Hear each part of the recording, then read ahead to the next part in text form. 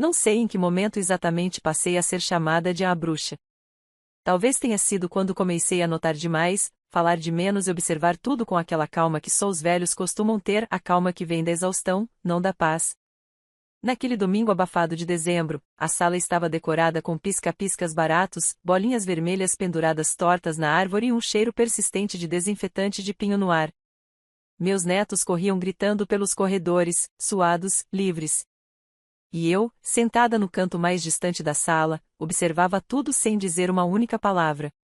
Havia um embrulho no meu colo, com um laço prateado que tremia com o vento do ventilador de teto.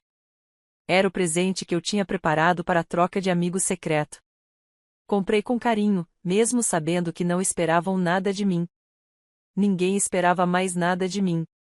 Eu era o vulto nas fotos, a sombra que aparecia no fundo dos vídeos de Natal. Meus filhos conversavam entre si, rindo. Minhas noras falavam sobre as festas de fim de ano que fariam na casa delas, é claro. Nunca aqui. Aqui era velho demais, sem graça, triste. Fiquei ouvindo em silêncio até que a voz sussurrada de Vanessa, a esposa do meu filho mais velho, escapou nítida no ar, como uma navalha na pele. Não aguento mais essa bruxa. Depois do Natal, vamos colocá-la no asilo. Ela não riu. Não estava brincando. Tinha uma expressão séria, amarga, os olhos escuros cravados na minha direção como se eu fosse uma mancha que precisava ser lavada. A cunhada assentiu, e respondeu num tom zombeteiro. O Fernando já disse que ela não contribui em nada. Mora aí como um peso. Faz bem vocês tirarem ela de casa. Vai dar até para transformar o quarto em home office. Elas riram. Leve, discreto. Riso de gente segura da impunidade. Riso de quem esquece que velhos ainda escutam. Engoli em seco. Minhas mãos suavam sobre o embrulho. Quis levantar e ir embora, mas permaneci ali. Eu tinha algo a entregar. E naquele exato instante, percebi que era mais do que o presente comprado na loja do centro. Era minha resposta. Meu recado. A última peça do jogo que estavam tentando jogar comigo. Fernando, meu filho, se levantou e anunciou animado. Vamos começar a troca? Todos aplaudiram. A árvore piscou. Alguém aumentou a música brega de fundo. E eu respirei fundo, ajeitando o embrulho no colo como se fosse um escudo. Os presentes começaram a circular. Risos, piadas, gritinhos. Camisas floridas, canecas com frases idiotas, um jogo de panelas que provocou briga entre duas cunhadas. Eu continuei calada, até que chegou minha vez. Levantei devagar, como quem não tem pressa nenhuma, e caminhei até o centro da sala com a caixa em mãos. O papel era dourado, a fita prateada.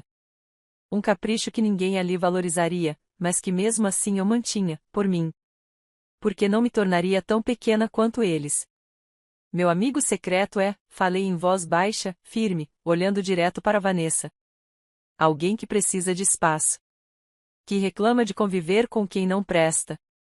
Alguém que acha que já cresceu o suficiente para mandar na casa alheia. Alguém que esqueceu o que é gratidão. O silêncio caiu como um cobertor sufocante sobre a sala. Vanessa sorriu amarelo, fingindo surpresa. Eu? Estendi o presente a ela. Ela pegou com desconfiança. Sentou-se na poltrona enquanto os outros assistiam curiosos. Um dos meninos sussurrou, a vovó ficou estranha. Ela desfez o laço. Rasgou o papel com pressa. Abriu a tampa. E então, o silêncio virou choque. Dentro da caixa, repousava uma pasta vermelha. Densa. Grossa. Com meu nome de solteira em letras douradas. Ao lado, uma carta dobrada. Vanessa a puxou primeiro, com mãos ligeiramente trêmulas, e leu em voz alta, pois todos já se inclinavam na direção dela, como abutres sentindo o cheiro de carne exposta. Vanessa, sei exatamente o que pensa de mim. E lamento por você. Porque no dia em que entender o que é ser mãe, sogra e avó, talvez já seja tarde para reconstruir qualquer coisa. O conteúdo desta pasta pertence a você e ao seu marido. Não precisam me colocar em asilo. Afinal, como donos da casa, vocês vão precisar sair em breve. Ela regalou os olhos e olhou para Fernando, pálido. Ele pegou a pasta e começou a folhear, confuso, apressado. Papéis de cartório, registros, transferências, o contrato de doação da casa, que Fernando assinou anos atrás quando precisou de um empréstimo e nunca leu as cláusulas, apenas confiou que a mamãe faria tudo certo. Mas eu fiz. O documento de reversão estava lá. Eu tinha retomado tudo há 2 meses. A casa era novamente só minha. Vanessa empalideceu. Isso é brincadeira, né? Respondi com a calma que só uma velha rejeitada pode ter. Claro que não, querida. Estou te dando o presente que você tanto queria, distância. Em 30 dias, quero minha casa limpa. E sem sussurros no corredor. Ela caiu da cadeira. Literalmente. Tentou se levantar, mas o salto quebrou, e ela ficou ali, meio caída, os papéis na mão, a respiração ofegante. Os outros se entreolharam. Ninguém veio ajudá-la. Fernando parecia um menino assustado, de novo pequeno, como quando tinha medo do escuro e corria para minha cama. Mas agora, era ele quem tinha me deixado no escuro. Voltei a me sentar. Peguei um biscoito da mesa. Mordi devagar. A árvore piscava, piscava. E no meu peito, pela primeira vez em muitos anos, eu senti algo diferente. Não era raiva. Nem mágoa. Era alívio.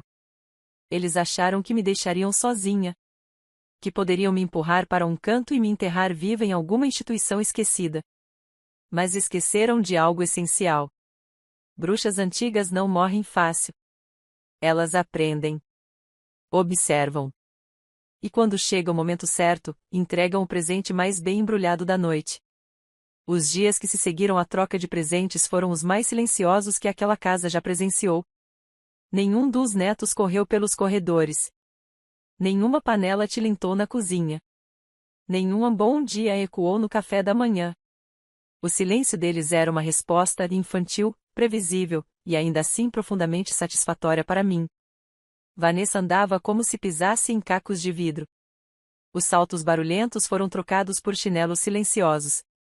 Ela evitava me olhar nos olhos, mas cochichava com Fernando atrás de portas fechadas. Os dois estavam sempre discutindo. Eu ouvia nomes de advogados, falas vazias como ela não pode fazer isso, e frases apressadas como mas a casa está no nome dela, sim. Sim. Estava. Estava e sempre esteve. A verdade é que Fernando nunca me escutou quando o avisei para ler antes de assinar. Ele estava desesperado na época, com dívidas de cartão, o carro novo e a primeira filha a caminho. Vanessa não queria saber de dificuldades, queria saber de festas, banheiras de hidromassagem e viagens para relaxar da gravidez. Então ele me procurou. E eu, como toda mãe tola, estendi a mão. Assinei os papéis. Mas antes, incluí a cláusula de reversão. Caso precisasse da casa novamente, ela voltaria a ser minha. E agora, eu precisava. Talvez não de paredes ou de um teto. Mas de dignidade.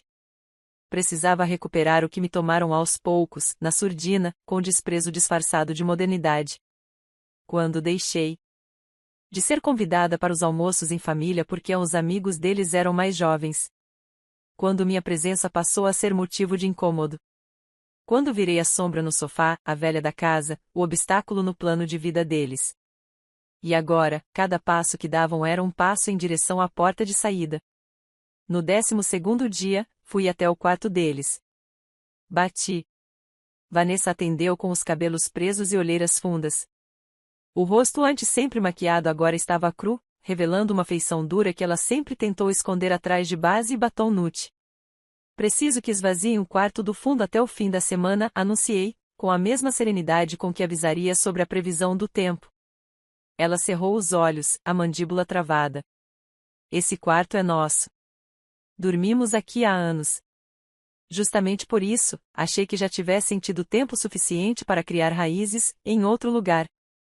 O prazo termina em 18 dias. Depois disso, entrará o oficial de justiça. Ela engoliu seco. Não respondeu. Apenas fechou a porta devagar, como se quisesse me apagar da memória. Mas eu estava ali, viva. Mais viva do que nunca. Fui até a lavanderia. Peguei um balde com água morna e comecei a limpar a varanda. Enquanto esfregava, pensei nas dezenas de vezes em que fiz aquilo para deixar a casa agradável para eles. Em como Vanessa dizia que não precisava de ajuda, mas sempre deixava pilhas de roupas sujas para eu andar um jeito. Em como Fernando dizia que não havia necessidade de pagar uma faxineira porque a mamãe está em casa o dia todo mesmo. Lavei com força. Joguei fora o tapete. Abri espaço. No 20º dia, começaram as caixas. Caixas pequenas, discretas. Primeiro, os enfeites do escritório que montaram no quarto de hóspedes. Depois, roupas dobradas apressadamente. Ouvi a porta da frente bater mais forte à noite. O render das molas do carro. Discussões abafadas. Eles não estavam encontrando onde ficar. A casa dos pais dela era pequena. A renda dele havia diminuído, os investimentos acerteiros em criptomoedas não renderam como o esperado. O aluguel estava alto. Os amigos sumiram. E, pela primeira vez em anos, Fernando veio falar comigo. Mãe, podemos conversar? Estava sentada na sala, bordando. Levantei os olhos com calma. Ele parecia cansado. Tinha rugas ao redor dos olhos. O menino bonito e sonhador que criei havia se transformado em um adulto apagado. E o brilho que restava agora era de desespero. Pode falar, filho. Não estamos conseguindo sair daqui. Já procuramos 3 lugares e não aprovam nosso cadastro. Você sabe como é difícil alugar alguma coisa hoje em dia? Assenti. Eu sei, sim. Está difícil mesmo. Ele hesitou. Se você pudesse, dar um tempo. Mais 30 dias, talvez. Só até conseguirmos um lugar. Fechei o bordado. A agulha ficou presa no pano. Fernando, 30 dias atrás, você ouviu sua esposa dizer que quer me internar. Sabe o que mais ouvi? Que vocês me acham um peso. E quando alguém é considerado um peso, precisa se mover. Eu me movi. Agora é a vez de vocês. Mãe, por favor. Não insista. Você escolheu uma mulher que me odeia, e permitiu que ela me tratasse como um estorvo. Esta casa já foi de vocês. Agora é só minha. E quem decide quem fica sou eu. Ele abaixou a cabeça. Engoliu o orgulho que sobrou. E os meninos? A voz falhou. São meus netos, mas não são minha responsabilidade. Vanessa deixou isso bem claro. Me levantei. Peguei meu bordado e fui para o quarto. Na manhã seguinte, os armários começaram a ser esvaziados. Caixas se empilhavam na garagem. Vanessa não falava comigo. Passava por mim como quem cruza com uma mendiga na calçada. Mas eu a olhava, sim. Olhava cada gesto dela com a serenidade de quem já foi humilhada demais para ter pressa em devolver. No 28º dia, chegou uma Kombi alugada. 2 horas depois, a casa estava silenciosa. Os brinquedos dos meninos tinham sumido. O cheiro do perfume doce de Vanessa, que impregnava o corredor, finalmente se dissipou. A sala estava limpa. Vazia. E minha. Fui até a janela da frente. A Kombi ainda estava ali. Eles discutiam. Fernando gesticulava. Vanessa chorava. As crianças pareciam assustadas. Me virei e fui até o portão. Abri devagar. Esperei que me vissem. E então, com toda a dignidade que ainda me restava, disse: se um dia aprenderem a valorizar o que têm, talvez entendam o que perderam. Fechei o portão devagar. Dei as costas. E não olhei mais. A casa, finalmente, era minha outra vez. Mas mais do que isso, eu era minha novamente. A primeira noite sozinha foi estranha. Não porque eu tivesse medo da solidão, mas porque havia esquecido como era o silêncio de verdade. Sem passos apressados, sem portas batendo, sem vozes me mandando sair da frente da televisão ou cochichos no corredor como se eu fosse surda. Pela primeira vez em muitos anos, a casa não me via como uma hóspede indesejada. Eu era dona. Com todas as letras. A casa voltava a me reconhecer. Sentei-me na poltrona da sala, ainda com a luz da varanda acesa, e fechei os olhos. Havia uma calma melancólica no ar. Lembrei-me do dia em que me mudei para ali com meu marido. Tínhamos um colchão inflável, uma geladeira velha e muitos planos. Fernando ainda era um bebê, dormia no berço improvisado no quarto do fundo. Nunca imaginei que, décadas depois, seria aquele mesmo menino que tentaria me empurrar para um asilo. A mágoa era funda. E não vinha da ideia de ser mandada embora. Vinha da ausência de espanto. Ele não defendeu. Não protestou. Não duvidou. Só abaixou a cabeça e permitiu. As pessoas gostam de pintar a velhice como um tempo de sabedoria e serenidade, mas ninguém fala do silêncio cruel que ela traz quando você percebe que passou anos demais sendo útil, e segundos sendo descartada. Lembro que, dias antes do Natal, eu ouvi Vanessa conversando com a cunhada. Não é justo. A gente rala, cria os filhos, paga a conta, e ela fica ali, sentada o dia todo, tomando café e dando palpite. Não ajuda com nada. Só atrapalha. E aquilo me queimou mais do que qualquer ofensa direta. Porque naquele a ela, cabia uma vida inteira de renúncias que ela jamais entenderia. Eu limpei o vômito do filho dela quando ele teve febre alta. Dei comida na boca quando ela resolveu fazer curso online e não podia parar para ser mãe. Fiquei noites acordada vigiando o sono de uma criança que não era minha, mas que eu amava como neto. E ainda assim, era um estorvo. Uma velha inútil. Nos dias que seguiram a mudança deles, comecei a reorganizar a casa. Não era para apagar rastros, era para reencontrar pedaços de mim que eu mesma havia esquecido. No fundo de um dos armários, encontrei uma caixa com cartas antigas. Uma era de Fernando, quando tinha 10 anos. Mamãe, eu te amo muito. Quando eu crescer, você vai morar comigo e nunca vai precisar se preocupar com nada. Eu prometo. Li a carta 5 vezes. A última, em voz alta, como se o passado pudesse ouvir. Ri sozinha. Uma risada seca, baixa. A promessa de uma criança é a mais pura que existe. Mas também a mais frágil. Com o tempo, o mundo quebra os joelhos dos meninos e envenena o coração das meninas. E as mães viram peças que se descartam quando a caixa da vida aperta. Desci até a cozinha. Coloquei água para ferver. Preparei um chá de camomila e sentei-me na varanda com a xícara nas mãos. Havia algo de triunfante naquilo. Não era vingança. Não era vitória. Era sobrevivência. Eu sobrevivi à tentativa de apagamento. Sobrevivi ao desprezo de quem criei. Sobrevivi ao fogo invisível que arde quando nos chamam de peso.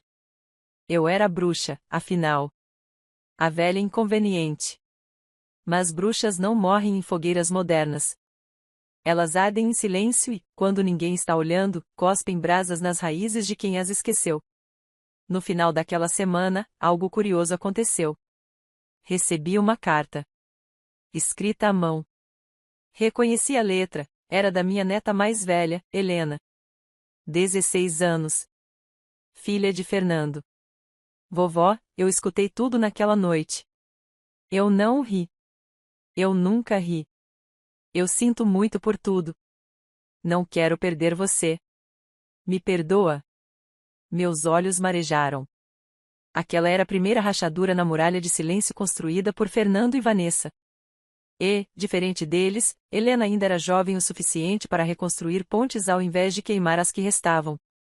Respondi no dia seguinte. Minha querida Helena, você nunca precisou me pedir perdão. Eu estou aqui. Sempre estive. E sempre estarei. Amor de avó é assim, forte o suficiente para sobreviver à fumaça. Venha me visitar quando quiser. A casa é minha. Mas o coração é seu. Enviei a carta com uma flor prensada dentro. Um gesto antigo, talvez bobo. Mas eu sabia que ela entenderia. E entendeu. 2 dias depois, ela veio. Sozinha. Com uma mochila nas costas, olhos marejados e um abraço que demorou mais de 2 minutos. Helena não disse muita coisa naquele dia. Mas lavou a louça comigo. Me ajudou a pendurar roupas. Ficou em silêncio comigo na varanda, vendo o fim da tarde. E antes de ir embora, deixou um bilhete na minha geladeira. Você não é bruxa. É luz? Guardei o bilhete na gaveta onde antes ficavam os documentos da casa. Aqueles que Fernando assinou sem ler. Agora, ali dentro, guardava algo ainda mais precioso, uma verdade escrita por quem ainda sabe ver. Talvez o mundo estivesse mudando. Mas eu também. E agora, finalmente, pela primeira vez em décadas, eu estava pronta para começar a viver por mim. Na noite em que Helena voltou, pedi pizza. Pizza simples, de mussarela com orégano, como ela sempre gostou. Eu não cozinhava mais como antes, não por preguiça, mas por falta de para quem. A comida feita para mim nunca teve o mesmo gosto da feita para os outros. Mas com ela ali, sentada à mesa, rindo com as pernas cruzadas na cadeira da ponta, a cozinha parecia respirar de novo. Ela me contou da escola, dos professores, de como Vanessa agora vivia estressada e Fernando estava tentando montar um negócio, um eufemismo, claro, para mais uma tentativa de não trabalhar. Disse que os irmãos estavam bem, mas que o clima em casa era insuportável. Eles falam mal da senhora, o tempo todo. Dizem que foi maldade, que a senhora humilhou eles na frente da família. Sorri. Engraçado, eles nunca se importaram com humilhação quando me chamaram de bruxa, ou disseram que eu atrapalhava a casa. Helena baixou os olhos. Ficou mexendo na borda da caixa de pizza. Eu queria poder morar aqui, disse de repente. Levei alguns segundos para responder. Um dia, talvez. Quando você for maior, quando decidir seu caminho. Esta casa será sua, se quiser. Mas agora, você precisa terminar o colégio. Ela assentiu. E então ficou ali, até quase 10 da noite, até Vanessa ligar furiosa exigindo que ela voltasse. Helena foi embora de má vontade, mas prometeu que voltaria. Eu sabia que ela viria. E veio. Nos dias que se seguiram, ela passou a visitar com frequência. Trazia biscoitos, me ajudava a plantar novas mudas no quintal, lia sentada na rede da varanda. Não pedia nada. Só estava ali. Presente. Mas com cada visita, aumentava o veneno que Vanessa destilava pelas costas. Na semana seguinte, recebi a primeira ameaça velada. Um envelope deixado debaixo da porta, com cópias de boletos vencidos e uma carta mal redigida. Estamos passando dificuldades e, como a senhora contribuiu com esse lar por tanto tempo, esperamos que tenha consideração. Pense nos netos. A frase pense nos netos era um golpe baixo. Eu respirei fundo. Guardei o envelope. E não respondi. 2 dias depois, recebi uma visita. Não de Helena, mas de Fernando. Ele estava abatido, vestindo a mesma camisa que usava no Natal, agora desbotada e com o colarinho encardido. Mãe? Vanessa está no limite. Disse que vai procurar um advogado. Cruzei os braços. E o que ela quer, exatamente? Que eu devolva a casa. Ela diz que a senhora agiu por vingança. Que humilhou a gente de propósito. E que está manipulando a Helena. Soltei uma risada curta. Manipulando? Helena tem mais juízo do que vocês dois juntos. E sabe o que é respeito. Coisa que vocês esqueceram. Ele baixou os olhos. Eu errei. Tá bom. Eu devia ter te defendido naquele dia. Mas eu estava com vergonha. Vergonha de quê? De ser filho de uma mulher que lavou cuecas suas por mais de 20 anos? Que te deu casa, comida, e ainda assim ouviu um vamos colocá-la em um asilo? Ele não respondeu. A vergonha que você sente, Fernando, é a vergonha de quem enxerga, tarde demais, que vendeu a própria mãe por conforto. Ele respirou fundo, murmurou algo inaudível e foi embora. Na tarde seguinte, chegou a intimação. Era real. Eles estavam tentando mover um processo por expulsão indevida e abuso emocional. O advogado deles era fraco, mas barulhento. E claro, Vanessa estava atrás de mais que justiça. Queria vingança pública. Ela marcou um jantar com parte da família para expor a verdade. Convocou parentes, irmãos, até tios distantes. Inventou que eu havia surtado. que precisava de tratamento, que estava instável. Era uma nova versão da velha estratégia, desmoralizar. Helena me contou. Ela disse que vai fazer isso na casa da tia Paula. Vai dizer que a senhora gritou com ela, ameaçou as crianças, expulsou todo mundo de madrugada. Fechei os olhos. Sorri. Ótimo. Como assim? É hora de devolver a gentileza. Naquela noite, liguei para um velho conhecido. Um advogado aposentado que era amigo do meu falecido marido. Ele conhecia bem meus direitos. Em 2 dias, reforcei tudo, registro da casa, cláusulas, gravações que eu tinha feito. Sim, eu havia gravado a noite do Natal com meu celular escondido sob a toalha da mesa. Sabia que algum dia precisaria da verdade guardada. E aquele dia chegou. Quando o jantar chegou, fui convidada por obrigação. Cheguei sozinha. De vestido simples, cabelos presos. Sentei-me em silêncio. Vanessa liderava a mesa como uma atriz dramática. Estava com os olhos maquiados, lágrimas falsas ensaiadas, e uma pilha de papéis na mão. Disse que me amava, que estava preocupada comigo, e que só queria me ajudar. Todos ouviam, com expressões confusas. Algumas tias cochichavam. Um primo mexia no celular, entediado. E então ela me chamou ao centro. Maria, por favor, venha aqui. Diga para todos por que fez o que fez. Conte sua versão. Você não tem nada a esconder, não é? Me levantei. Caminhei devagar até a ponta da mesa. Coloquei uma pequena caixa preta sobre o tampo de vidro. Abri. Era um gravador. Apertei o play. A sala silenciou. A voz de Vanessa ecoou, clara, nítida, cruel. Não aguento mais essa bruxa. Depois do Natal, vamos colocá-la no asilo. Ela é um estorvo. Essa casa devia ser nossa, não dela. Quando o áudio terminou, havia um silêncio de cemitério. Nenhum prato tilintava. Nenhuma respiração ousava ser profunda. Então falei. Eu fui chamada de bruxa. E tudo bem. As bruxas, afinal, são apenas mulheres que sobreviveram ao desprezo, à injustiça e à tentativa de silenciamento. Só queria lembrar a todos que estou viva. Lúcida. E farta. Virei-me para Vanessa. O processo está arquivado. As provas foram entregues hoje cedo. E como esta reunião foi usada para tentar me expor, eu me reservo o direito de registrar o ocorrido como assédio moral. Já conversei com meus advogados. Vanessa levantou-se de súbito, gritando. Isso é um absurdo. Você armou tudo. Não, minha querida, respondi, recolhendo o gravador. Eu apenas deixei vocês se queimarem com o próprio fósforo. Saí da sala sob olhos arregalados. Ninguém me acompanhou. Ninguém me impediu.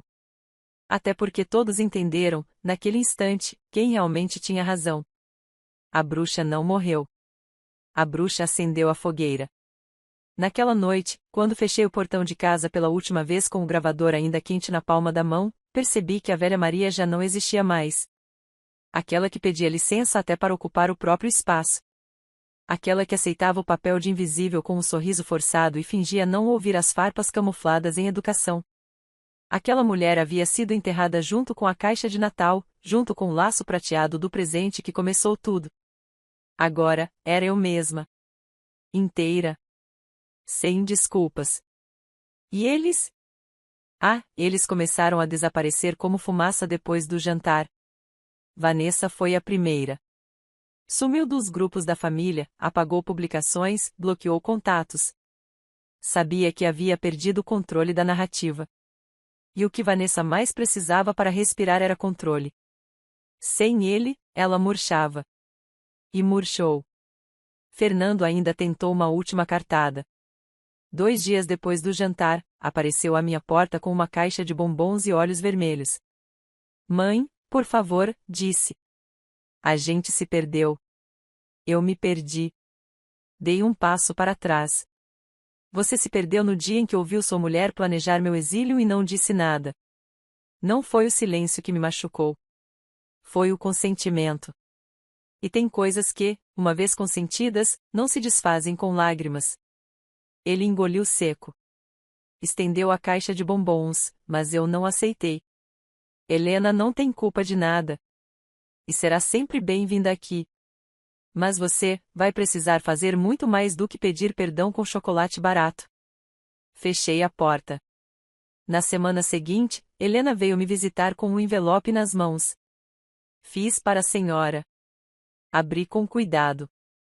Era um caderno de capa dura com fotos nossas, recortes de tardes na varanda, bilhetes antigos, pequenas lembranças coladas com fita adesiva. Na última página, ela escreveu: a senhora me ensinou que não é vergonha envelhecer. Vergonha é esquecer quem nos ensinou a crescer. Chorei. Pela primeira vez em muito tempo, chorei sem vergonha. As lágrimas escorriam como se lavassem a alma. Porque ali estava a prova de que, apesar de tudo, algo do que eu plantei floresceu. Nos meses que se seguiram, a casa mudou de novo. Pintei as paredes. Doei os móveis antigos. Comprei uma rede nova para a varanda. Voltei a fazer pão de queijo nas manhãs de domingo. E comecei a escrever. Coisas simples, memórias soltas. Eu queria deixar um registro. Não para ser lida depois de morta, mas para mostrar a mim mesma que minha história importava. O resto da família? Sumiu. Aqueles que zombaram, que julgaram, que ignoraram os sinais, evaporaram como o vento em tarde quente. Mas as vizinhas voltaram a me visitar. A florista do bairro me cumprimentou com respeito. Uma das professoras de Helena passou a me mandar mensagens de voz, pedindo dicas de como ser uma avó que importa. E eu respondia. Porque agora eu sabia, ser bruxa é ser mulher que não se rende. Que não some. Que se reinventa. E se isso assustava os outros, paciência. Na primavera seguinte, plantei uma árvore no quintal. Um ipê amarelo, forte, cheio de vida. Helena me ajudou a cavar o buraco, sujou os tênis, sorriu com a terra entre os dedos. Quando florescer, vai ser a coisa mais bonita da rua, disse ela. Não, respondi. A coisa mais bonita da rua é ver quem você está se tornando. Ela sorriu, com os olhos úmidos. A senhora venceu, vovó. Olhei para o céu, limpo, sem nuvens. Não, minha querida. Eu sobrevivi. O resto veio com o tempo. E então, com as mãos ainda sujas de terra, sentei-me na varanda, tomando o sol da tarde nos ombros, sentindo o cheiro da vida renovada. E pela primeira vez em anos, a casa respirava paz. Não porque eu tinha vencido, mas porque finalmente deixei de pedir permissão para existir. Bruxas não pedem licença. Bruxas acendem suas próprias fogueiras. E dançam ao redor da chama. Fim.